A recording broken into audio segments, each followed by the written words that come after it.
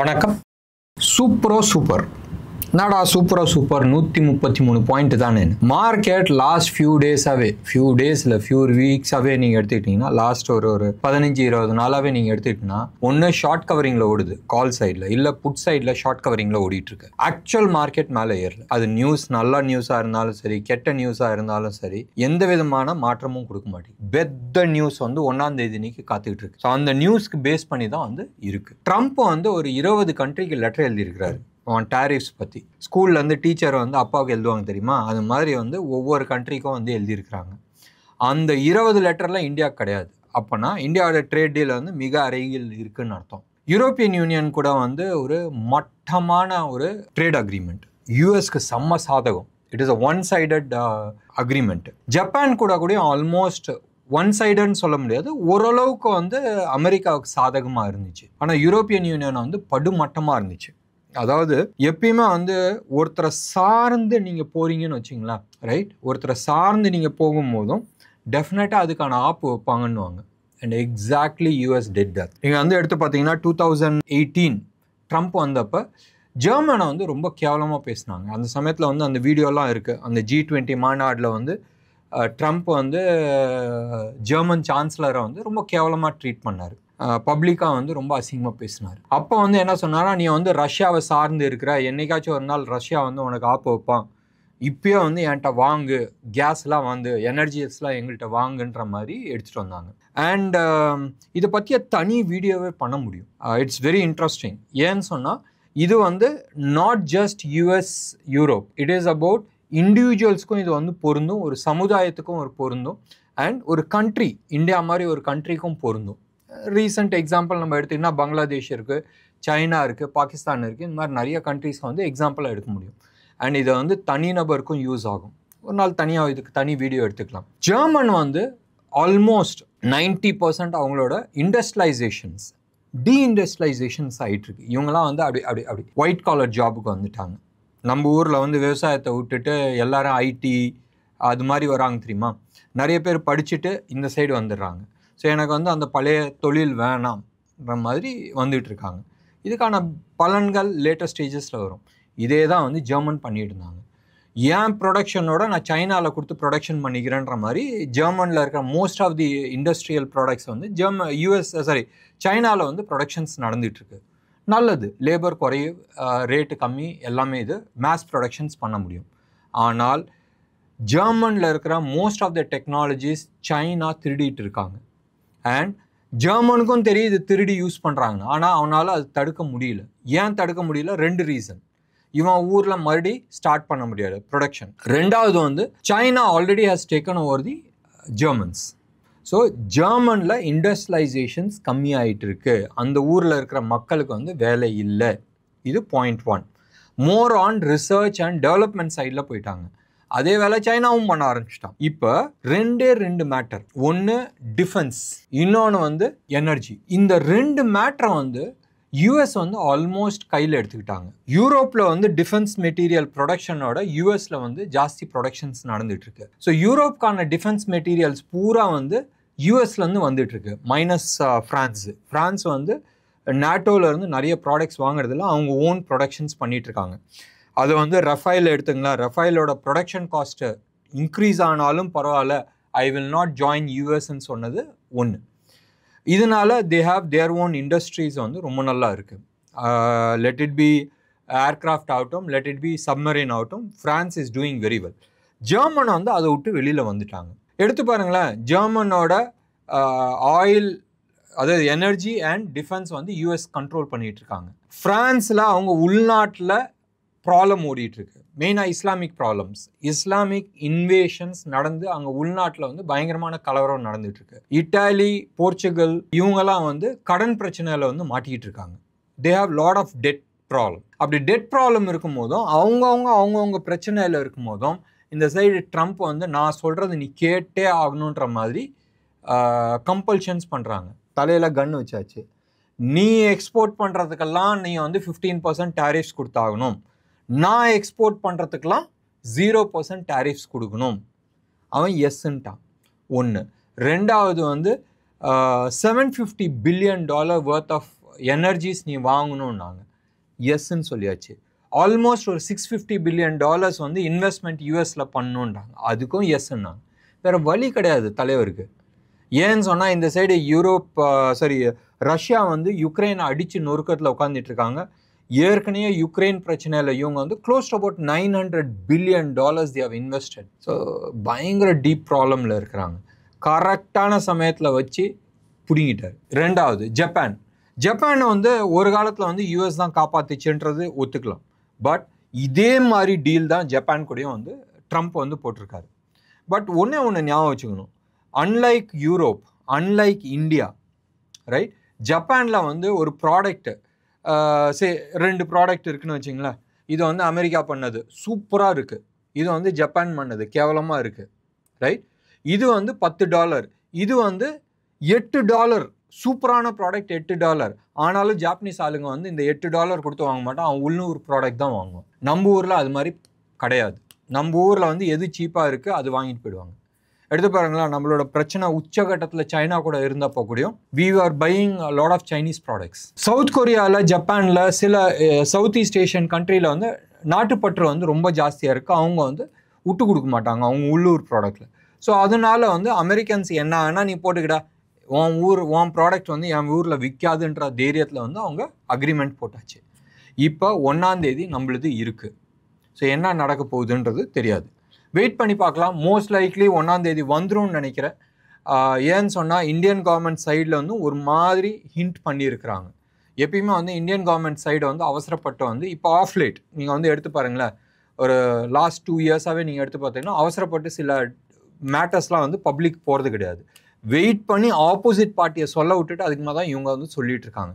அப்படி இருந்தும் Indian government வந்து சில ஹிண்ட் வந்து கொடுத்துருக்குறாங்க that we are going for a agreementன்ற மாதிரி. ஒன்று யூஎஸ் கவர்மெண்ட்டும் சொல்லியிருக்கு, இந்த 20 பேத்துக்கு லெட்டர் எழுதுனதுல இந்தியாவது கிடையாது. So definitely there is something coming. இது 2 பார்ட்டாக பண்ணுறாங்க, மினி பார்ட் அதுக்கப்புறமா மெகா பார்ட்டுன்றது ஒன்று. ரெண்டாவது வந்து யூஎஸ்க்கு எப்படி யூரோப்போட சிண்டு வந்து அமெரிக்கா கையில் மாட்டிகிட்டு இருக்கோ அதே மாதிரி அமெரிக்காவோட சிண்டு வந்து இந்தியா கையில் மாட்டிகிட்டு இருக்கு. எப்படின்னு சொன்னால் 2 விதத்தில். ஒன்று ஃபார்மா ப்ராடக்ட்ஸ், யூஎஸில் விற்கிற ஃபார்மா ப்ராடக்ட்ஸில் majority of the pharma products இந்தியாவிலேருந்து தான் போயிட்டுருக்கு. ஒன்று. ரெண்டாவது, இப்போ யூஎஸில் வந்து ஃபார்மா ப்ராடக்ட்ஸ் ஒரு பொருள் வந்து யூரோப்பில் இல்லை இங்கிலாண்டில் 10 ரூபாய்க்கு விற்கிதுன்னா அதே பொருள் வந்து அமெரிக்காவில் வந்து 100 ரூபாய்க்கு விற்கிது. மாவனை இது குறைச்சி ஆகணும், நீ அந்த கண்ட்ரிக்கு ஈக்குவலண்ட்டாக எடுத்துகிட்டு வரலாட்டா உன்னை காலி பண்ணிடுற மாதிரி ட்ரம்ப் வந்து சொல்லியிருக்கிறாங்க. இது லாஸ்ட் 30-40 வருஷமாக வந்து ஒவ்வொரு ஜனாதிபதியும் வந்து அங்கே சொல்லிகிட்டு இருக்காங்க. பட் நடக்கலை.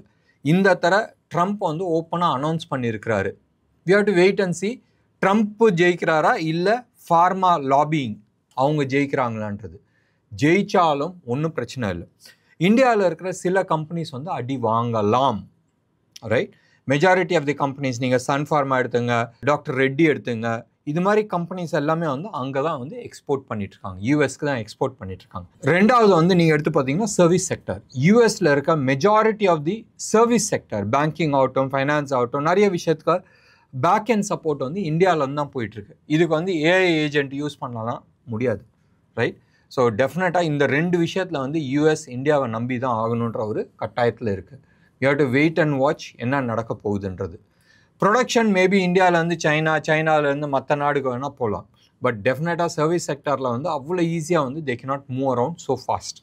ஸோ டெஃபினட்டாக எந்த அளவுக்கு வந்து இந்தியாவுக்கு வந்து யூஎஸில் எக்ஸ்போர்ட் பண்ணுமோ அவனுக்கும் இந்தியா விட்ட வேறு ஆள் கிடையாது. They are forced to depend on India. ஒரு காலத்தில் சர்வீஸ் செக்டரில் வந்து யுக்ரைன் இருந்துச்சு. இந்தியாவில் இருக்கிற நிறைய கால் சென்டர் பிஸ்னஸ் வந்து யுக்ரைனுக்கு போயிட்டு இருந்துச்சு, ஃபிலிப்பைன்ஸுக்கு போயிட்டு இருந்துச்சு. இப்போ ஃபிலிப்பைன்ஸில் வந்து அந்த அளவுக்கு குவாலிட்டி கிடையாது. யுக்ரைனில் வந்து தே கேனாட் ட்ரஸ்ட். ஸோ இது மாதிரி ஒரு சூழ்நிலை இருக்கும்போதும் they have no the choice but to come to India. So wait பண்ணி பார்க்கலாம்.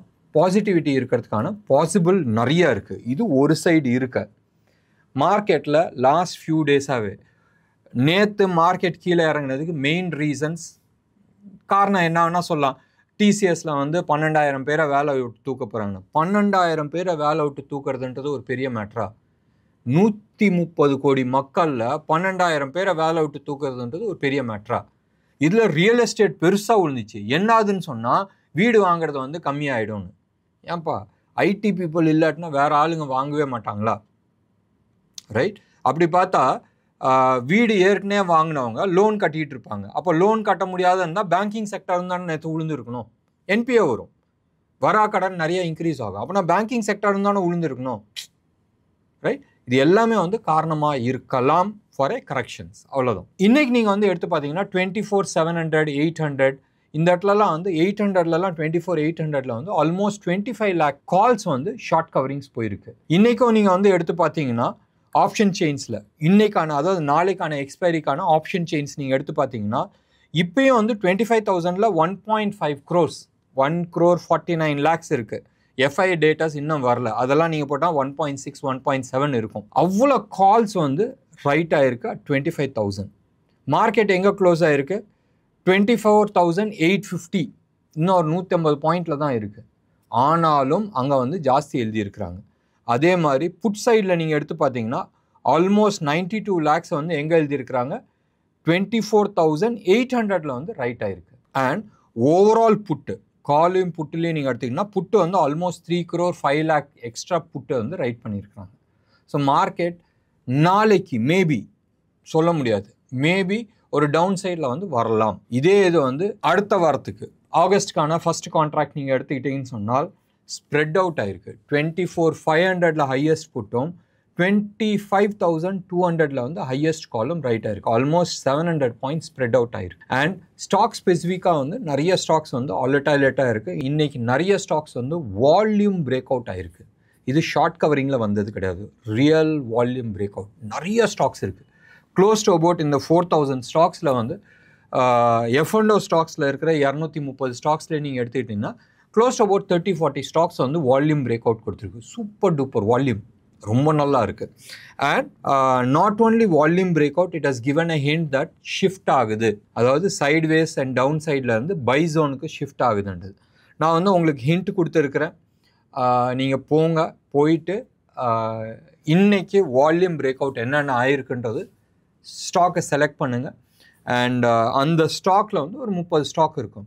அதில் அட்லீஸ்ட் ஒரு 8-9 ஸ்டாக்ஸ் வந்து ரொம்ப நல்லா வால்யூமோட அப்சைட் டார்கெட் ஆல்மோஸ்ட் 30-40% வந்து அப்சைட் டார்கெட்ஸ் இருக்குது. போய் செக் பண்ணி பாருங்கள். I've given you hint how to do இட்ன்றது. இன்றைக்கி செக்டார் வைஸ் நம்ம எடுத்துக்கிட்டோம்னு சொன்னால் கெமிக்கல் செக்டார் சூப்பர் டூப்பராக இருந்துச்சு. ஆட்டோமொபைல்ஸ், டெக்ஸ்டைல்ஸு, ரியாலிட்டி, இது எல்லாமே வந்து சூப்பர் டூப்பராக இருந்துச்சு. கெமிக்கல் ஏன் மேலே போச்சு? யூஎஸ் மார்க்கெட்டில் எப்படி வேணால் டேரிஃப் இருக்கட்டும், Indian chemical has advantage in US.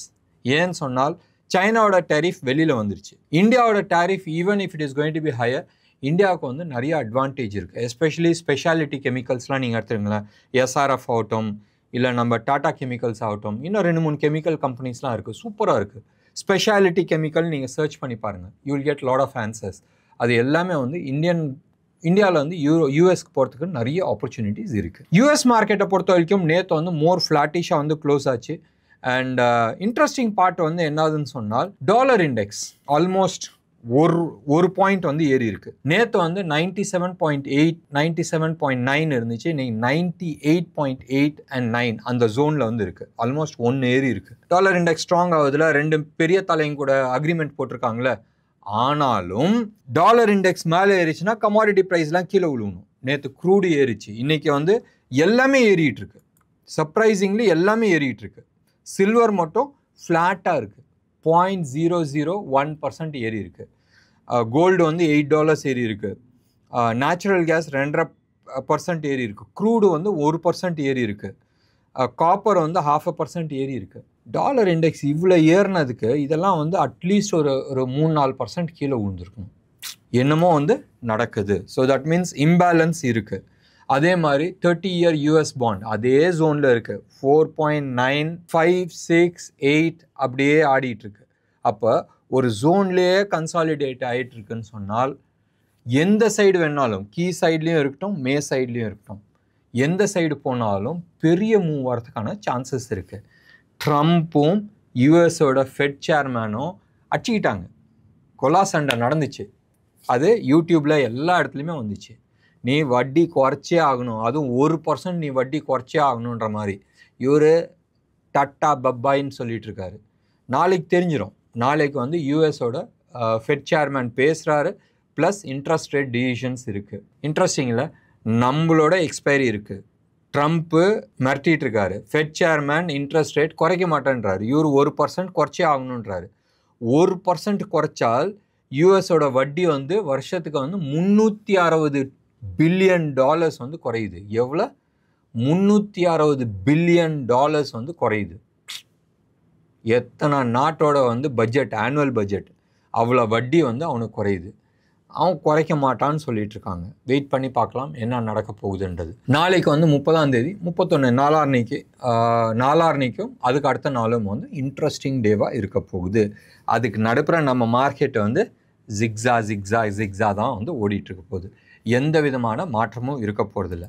Gold and silver அதே லெவலில் தான் இருக்குது. ஒன்றும் பெரிய மாற்றம் இல்லை. நேற்றுக்கும் இன்றைக்கி வந்து $10 டிஃப்ரென்ஸ் இருக்குது. 10,136 ட்ரேட் ஆகிட்டுருக்கு. நேற்று வந்து $47 ட்ரேட் ஆகிருந்து இன்றைக்கி $36 ட்ரேட் ஆகிருக்கு. இது 24 கேரட் ஜிஎஸ்டியோட விற்கிற ரேட்டு. சில்வரை பொறுத்த வரைக்கும் 1,16,300 ட்ரேட் ஆகிட்டுருக்கு. இது 999 quality per KG of silver.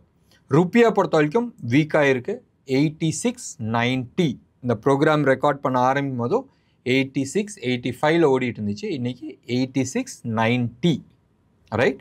So நாளைக்கு ப்ராபப்ளி டாலர் இண்டெக்ஸ் ஏறிட்டு இருக்குல்ல, ஒரு 1% ஏறி இருக்கு. 1% இல்லை, 97.8லேருந்து 98.8க்கு போயிருக்கு. ₹1 ஏறி இருக்கு டாலர் இண்டெக்ஸ். அப்போ ருப்பியும் வந்து வீக் ஆகணும்ல. ருப்பியும் வந்து பெருசாக வீக் ஆகலை.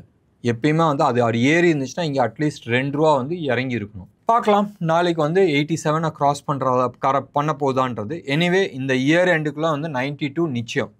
அது மட்டும் மனசில் ஞாபகம் வச்சுங்க. ஸோ அதுக்கு தந்தாப்பில் நீங்கள் வந்து பிளான் பண்ணிக்கலாம். மற்றபடி வேறு எதுவுமே ஸ்டாக் ஸ்பெசிஃபிக்காக எதுவுமே பேசுகிறதுக்கு இல்லை. இந்தியா விக்ஸ் வந்து இன்றைக்கி 4.5% குறைஞ்சிருக்கு. பிலோ 12 வந்திருக்கு. நேற்று வந்து 12.08 இருந்துச்சு. இன்றைக்கி 11.52 இருக்குது. இந்தியா விக்ஸ் வந்து குறைஞ்சிருக்கு. FIIs closed about 6,000 crores வந்து விற்றுருக்குறாங்க. NSEல மட்டுமே வந்து 4,576 crores வந்து விற்றுருக்குறாங்க. நம்ம ஆளுங்க 6,027 crores வந்து வாங்கியிருக்கிறாங்க. எல்லாமே நம்ம வந்து கவர் பண்ணியாச்சு. ஸோ மார்க்கெட் டைரக்ஷன் இல்லாத இருக்குது. ஸ்டாக் ஸ்பெசிஃபிக்காக எஸ் நல்லா இருக்குது. நிறைய ஸ்டாக்ஸ் நான் வந்து ஹிண்ட் பண்ணியிருக்கிறேன். சர்ச் பண்ணி போய் பாருங்கள்.